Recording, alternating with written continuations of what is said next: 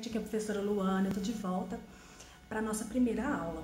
Como eu já tinha falado no vídeo anterior, no primeiro vídeo, que já tem um tempinho que eu postei, as aulas que eu vou colocar aqui, elas são baseadas, a princípio, no PET. O que é o PET? Lembrando, é Plano de Estudos Tutorados, elaborado pela Secretaria de Educação aqui de Minas, para os alunos da rede estadual continuarem estudando durante o período de isolamento social. O PET, na segunda-feira, dia 29, saiu o segundo volume do PET, mas as aulas que eu vou colocar aqui nos próximos dias, elas são referentes aos conteúdos passados no primeiro volume.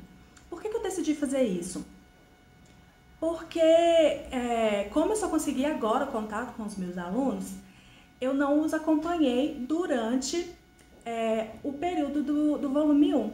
E eu achei melhor, antes de a gente já entrar direto no volume 2, começar por uma revisão, fazer uma revisão do conteúdo que foi abordado no volume 1 do PET, tá? Então eu espero que vocês acompanhem as próximas aulas, que eu vou passar aqui, que eu vou colocar aqui todos os dias, nos próximos dias. Não todos os dias, eu não garanto todos os dias, mas nos próximos dias eu vou estar colocando essas aulas para os alunos do 7º, 8º e 9º ano, lembrando disso. Mas se você é aluno de outro ano, de outra escola, que tiver alguma sugestão, algum pedido de alguma aula, vocês só me falar, tá? É isso. Fica com a primeira aula. A aula é sobre o gênero textual notícia, que foi abordado no volume 1 do PET do 7º ano. Mas a aula que eu vou dar agora é um resumo desse conteúdo, em que eu vou abordar a estrutura e a linguagem da notícia. Então, se você está no ensino fundamental em outro ano, por exemplo, 8º, 9º, ou mesmo se você já tiver entrado no ensino médio, mas ainda tem algumas dúvidas em relação à estrutura da notícia, vale a pena você assistir essa aula, tá? Mas quem é do 7º ano tem que assistir, ok? Então, a primeira coisa que a gente pensa, o que é uma notícia? A notícia é um gênero jornalístico que tem a função social, ou seja, o objetivo de relatar um fato recente que tenha relevância pública. As notícias elas servem para nos informar. Nós estamos o dia inteiro rodeados de notícias. Isso porque elas podem ser publicadas em diversos suportes. O que é suporte? São as mídias, os locais onde um texto ele é vinculado. No caso da notícia, ela pode ser publicada em jornais e revistas, tanto físicos quanto virtuais, e também em rádios, TVs, blog e também às vezes em podcasts. Quando a gente pensa numa notícia dada pelo rádio ou pela TV, nós conseguimos perceber que esse gênero ele pode ser tanto oral quanto escrito. Mas aqui na nossa aula nós vamos focar na notícia como um gênero escrito, ok? Todo texto tem uma estrutura, ou seja, uma forma mais ou menos fixa, constante, de acordo com a qual ele se organiza. A notícia ela é organizada a partir de 4 elementos.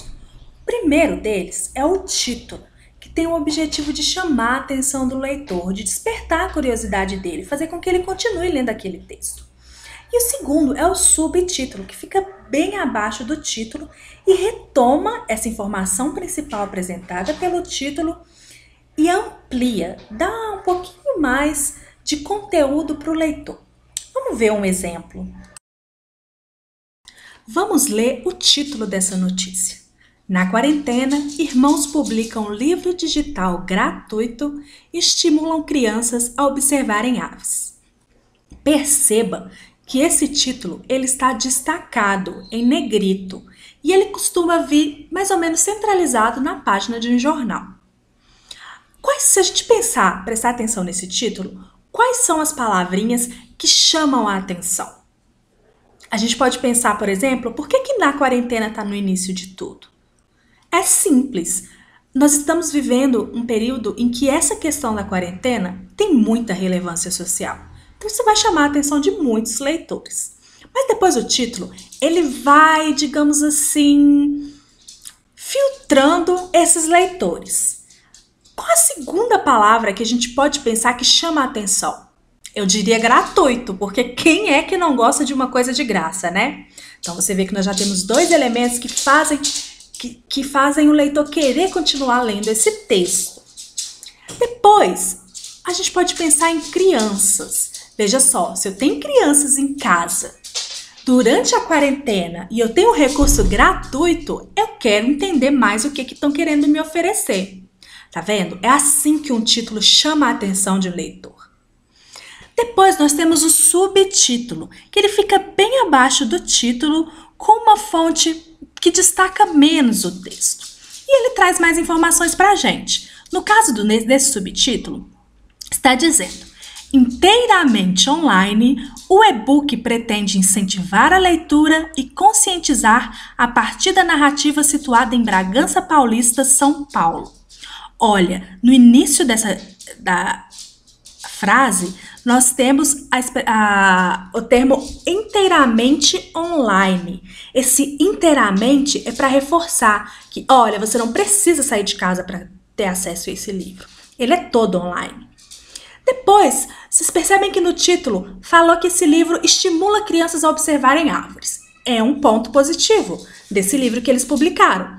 Mas aí lá no subtítulo coloca mais duas coisas: incentiva a leitura e conscientiza. Então, ele acrescentou informações, percebem? E depois ele localiza essa notícia num lugar, que é uma cidade, né, lá de São Paulo, Bragança Paulista. A explicar para vocês os elementos que compõem uma notícia, é necessário deixar bem clara a diferença entre manchete e título. Muitas vezes a gente confunde essas duas coisas, mas título é uma coisa e manchete é a outra. O título, ele fica dentro de um jornal, por exemplo, se for um jornal físico, e apresenta várias notícias que estão ali naquele jornal, que não necessariamente estavam na primeira página dele. Por quê? As manchetes é que são os títulos principais apresentados na primeira página de um jornal, entendeu?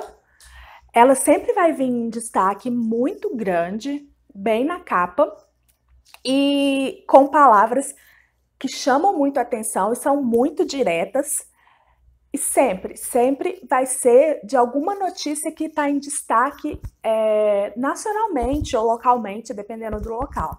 Mas é sempre uma das notícias principais de um jornal. Presta atenção nessa manchete aqui. Pequenas cidades, grandes riscos. Vocês percebem que o grandes riscos, ele está em vermelho. As letras são muito grandes, tem essa coisa, essa fonte vermelha. E tem ainda a questão do trocadilho que faz. Aí eu não sei se é da época de vocês, ou se vocês conhecem o programa Pequenas Empresas, Grandes Negócios. Faz um trocadilho com isso. E tá falando de quê? Dos casos de coronavírus, né? De coronavírus de Covid-19 no interior de Minas. Então, quanto menor a cidade, pequena cidade, maior o risco de contaminação. Então, essa é a notícia principal desse jornal, que é de julho desse ano, julho de 2019, e o jornal deu esse destaque todo para ela. Então, isso é uma manchete. Não necessariamente o título da manchete vai ser igual ao título da notícia em si. Dentro do jornal, eles podem colocar um título que destrinche mais a notícia, entendeu? Então, não pode esquecer, deixe. É necessário ficar bem clara mesmo na cabeça de vocês a diferença dessas duas coisas, ok? Não chame título de manchete, tá? Uma das partes mais importantes de uma notícia é o lead, o primeiro parágrafo desse tipo de texto. É nele que são apresentadas as principais informações sobre o fato noticiado. Esse parágrafo ele contextualiza o leitor. É no lead que são respondidas algumas perguntas ditas fundamentais em um texto noticioso. Quais são elas? O que, o fato, né, que eu estou noticiando, quem, as pessoas ou objetos, animais envolvidos nesse fato, quando, que é o tempo, a data em que aconteceu, o onde, que é o espaço, o lugar, o como, que explica como aquilo aconteceu, e o porquê, que explica por que é importante noticiar aquilo. Por que aquele fato aconteceu? Vamos ler o lead daquela notícia cujo título a gente analisou agora há pouco. Na quarentena, irmãos publicam livro digital gratuito e estimulam crianças a observarem aves. Um jovem e curioso sabiá-poca, uma observadora coruja buraqueira, e até um ancestral respeitado, Urutau, são personagens que compõem o livro infantil criado pelos irmãos Natália e Vitor Allenspach, de Bragança Paulista, São Paulo. O projeto lançado durante a quarentena, sob o nome de O Sabiá e os Pássaros de Fogo, foi criado de forma digital e gratuita, e não só pretende entreter as crianças no período de isolamento, mas estimular a conservação e observação da natureza. No parágrafo que eu li, os termos grifados em vermelho são as respostas às perguntas fundamentais apresentadas no lead da notícia que a gente está analisando. No caso, o que é? O que eu estou noticiando? O lançamento de um livro infantil. E quem está envolvido nesse lançamento? Os autores, que são os irmãos Natália e Vitor. Quando aconteceu isso? Durante a quarentena, o período de isolamento social. E onde? Foi na cidade de Bragança Paulista, em São Paulo. Como esse livro foi publicado? Como isso vai chegar até o público? Bem, ele foi publicado de forma digital e gratuita, inteiramente online, que nem fala lá no subtítulo. E por quê? Por que publicaram esse livro? E por que é relevante noticiar isso? Bem, porque o livro ele tem esse objetivo de entreter as crianças no período de isolamento, estimular a conservação e a observação da natureza, o que tem muita relevância no momento que a gente vive. A última parte que compõe uma notícia é o corpo, o texto em si. O corpo da notícia, ele amplia o que foi falado no lead, acrescenta novas informações, detalha mais aquele fato que está sendo noticiado. Nesse detalhamento, há a apresentação de dados, de depoimentos, isso tudo para garantir a objetividade, que é uma coisa de que a gente vai falar daqui a pouquinho. Nessa imagem, vocês podem ver o corpo da notícia do lançamento do livro de observação de aves. Notem que tem alguns recursos visuais, como prints das páginas do livro mesmo. Esses recursos visuais, eles complementam a notícia, ilustram também aquilo que o repórter está escrevendo. Algumas informações inseridas no corpo da notícia têm o objetivo de garantir a veracidade do fato relatado. A veracidade é a comprovação de que aquilo que eu estou relatando é verdade. É o grau de verdade daquilo que eu estou relatando. Ou seja, eu tenho que apresentar informações que deem credibilidade à minha notícia, que ela não seja mais uma fake news. Então, dessas informações, temos o nome completo de quem está envolvido no fato, o local, falas de testemunhas, apresentações de dados, mas o que eu quero que a gente preste mais atenção é nessa questão das falas de autoridades. O que é fala de autoridade? É assim, quando eu chamo o especialista em um assunto para falar sobre ele. Por exemplo, se eu vou noticiar o fechamento de uma via importante da minha cidade por conta de uma obra, eu vou chamar um especialista em trânsito, vou chamar o representante do órgão responsável pelas obras, pela infraestrutura da cidade, para argumentar e explicar por que está acontecendo aquela obra que vai fechar aquela via, que é a notícia que eu estou relatando. Então, é muito importante esse tipo de informação, e é importante também a gente aprender a ler esse tipo de informação nas notícias para a gente não cair em fake news. Por último, eu vou voltar a falar da questão dos recursos visuais, apresentando o corpo de uma notícia que fala exatamente de um trecho de uma avenida que vai ser interditada, lá no Rio de Janeiro. Percebam que é colocado um mapa da localidade das ruas que vão ser interditadas, né? Do trecho dessa avenida que vai ser interditada, para complementar, ilustrar e deixar quem passa por aquela via mais ciente de onde ele não vai poder passar. Então, os recursos visuais, eles são muito importantes para uma notícia e eles também, de certa forma, por exemplo, aqui igual no mapa, eles servem para reforçar essa veracidade da informação.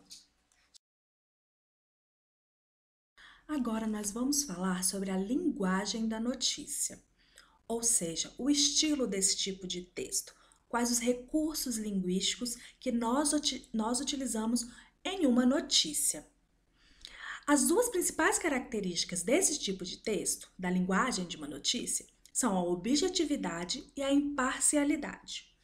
É mais fácil entender esses dois conceitos colocando-os ao lado dos seus antônimos, né? Dos seus opostos. Objetividade é o oposto de subjetividade e imparcialidade é o oposto de parcialidade. Tá, professora, mas o que são essas coisas? A objetividade tem a ver com a forma clara e direta que a gente produz um texto.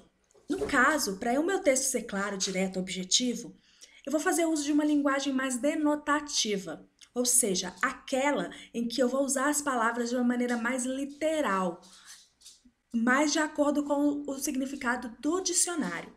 Essa objetividade contribui para a imparcialidade, que é a maneira que eu relato um fato ou conto alguma coisa, falo qualquer coisa, de uma forma distanciada. No caso da notícia, um repórter, o jornalista que foi escrever, ele tem que relatar aquele fato de maneira distanciada, sem emitir nenhuma opinião sobre o fato. No caso, ele só observa e relata. A subjetividade, por sua vez, diz respeito a uma linguagem mais conotativa, ou seja, aquela linguagem em que eu pego as palavras do dicionário e expando o significado dela. Eu utilizo metáforas, eu dou a essas palavras outros significados mais subjetivos, mais pessoais. E a subjetividade ela anda lado a lado com a parcialidade, que tem a ver com opinião. Quando eu estou sendo parcial em relação a alguma coisa, eu estou expressando a minha opinião sobre essa coisa. No caso de uma notícia, seria o mesmo que se um repórter assistisse a um acidente de trânsito e apontasse culpados, mesmo sem estar envolvido naquele fato. Ele está só expressando as suas opiniões, as suas impressões sobre esse fato. Ele está sendo parcial e subjetivo. Tá bom, professora, mas como eu vou saber que um texto é objetivo e imparcial? Isso é relativamente simples. É só a gente analisar os recursos linguísticos utilizados naquele texto. No caso da notícia, algumas estratégias, alguns recursos que dão essa objetividade, essa imparcialidade aos textos noticiosos são o uso da terceira pessoa, o ele, ela, eles, elas. Eu não posso, então, usar o eu numa notícia que eu estiver escrevendo, só se eu estiver citando a fala de alguém. E a citação é um segundo recurso que eu uso para dar objetividade à minha notícia. Como a gente já tinha visto na questão lá do corpo, que eu cito falas de autoridades, de testemunhas, essas citações, elas também tornam o texto mais objetivo. Um outro ponto são as apresentações dos dados numéricos. Se eu falo que está havendo um aumento, no caso de acidentes de trânsito, eu informo algum dado estatístico que comprove, que torne esse meu relato mais objetivo e verídico. Não é uma coisa que eu tirei da minha cabeça, não é parcial. Eu acho que aumentou 80%. Não, isso é uma pesquisa. A outra coisa é a questão de localizar aquele relato no tempo e no espaço. Eu preciso de dizer aonde aconteceu e quando. Uma última característica da notícia, da linguagem da notícia, que a gente precisa ficar muito atento, é ao uso do verbo, né, dos verbos no texto, no tempo presente, do modo indicativo. A gente usa o presente nas notícias, mesmo que elas façam referência a um passado recente, noticia uma coisa que aconteceu, por exemplo, ontem, ou que noticia alguma coisa que irá acontecer num futuro próximo. Mesmo falando do passado e do futuro, eu vou usar o presente na notícia. Presta atenção nesses dois exemplos. Entregadores de aplicativos pedem melhores condições de trabalho em manifestação na porta da Assembleia. Essa notícia foi dada depois que já tinha acontecido a manifestação. Pela lógica, a gente usaria pediram melhores condições. mas na notícia o repórter escreveu usando o presente. A gente percebe então que houve o uso desse tempo presente para relatar de um fato que ocorreu no passado. Mas o presente, ele também serve para falar de ações contínuas. É uma coisa que não terminou e está acontecendo. Presta atenção nesse segundo exemplo. Obra inacabada provoca transtornos e prejuízos a motoristas em BH. Esse provoca, no presente, dá a ideia de que está provocando há muito tempo, é uma ação contínua. E a gente também usa o presente para isso. E esse é um recurso muito utilizado nos textos noticiosos. Tá, professora, mas por que eles fazem isso? Qual o motivo de usar o tempo presente em detrimento dos outros? Então, gente, esse uso do presente, dos verbos no presente na notícia, ele serve principalmente para aproximar o leitor do fato noticiado. A notícia, ela tem que ter esse caráter de imediatismo. Eu preciso de estar atualizado. Então, o presente é o verbo ideal para isso, para dar esse sentido de imediatismo. Para quando eu estiver lendo, aquilo que eu estou lendo vai estar presente no momento da minha leitura. Isso me faz mais próxima do fato que está sendo noticiado. No caso do uso do presente no nosso segundo exemplo, ele serve para isso também, para descrever ações, né, ou estados que estão durando, que permanecem no tempo.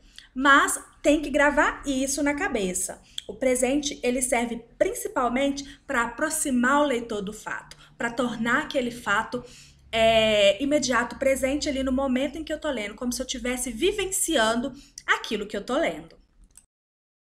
Nossa primeira aula, eu espero que tenha ficado tudo muito claro para vocês. Se vocês tiverem alguma dúvida, se eu deixei de explicar alguma coisa, ou se eu expliquei mal alguma coisa, se ficou pouco claro, pouco objetivo, vocês coloquem aqui nos comentários qualquer dúvidas que vocês tiverem em relação a esse conteúdo, tá? Posteriormente, eu vou fazer um vídeo respondendo a essas dúvidas. Para quem está no 7º ano fazendo o PET, ou já fez o PET do volume 1, se você tem alguma dúvida no conteúdo notícia, nas atividades do PET, coloca aqui também ou me manda uma mensagem que eu vou juntar tudo isso e colocar no vídeo, tá? Esperem para as próximas aulas. Bons estudos!